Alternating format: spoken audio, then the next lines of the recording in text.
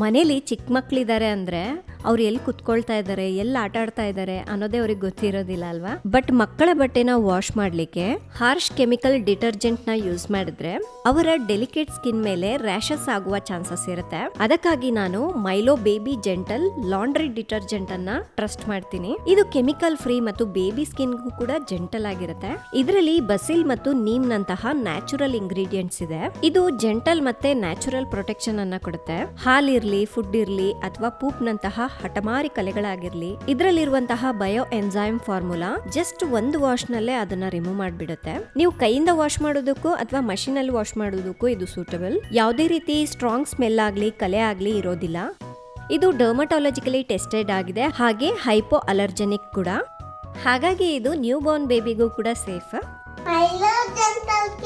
ಹೌದು, ಮಕ್ಕಳ ಚರ್ಮ ತುಂಬಾ ಜೆಂಟಲ್ ಆಗಿರುತ್ತೆ. ನಿಮ್ಗೂ ಕೂಡ ಈ ಲಾಂಡ್ರಿ ಡಿಟರ್ಜೆಂಟ್ ಬೇಕಾ? ಕೆಳಗಡೆ ಲಿಂಕ್ ಕೊಟ್ಟಿರ್ತೀನಿ.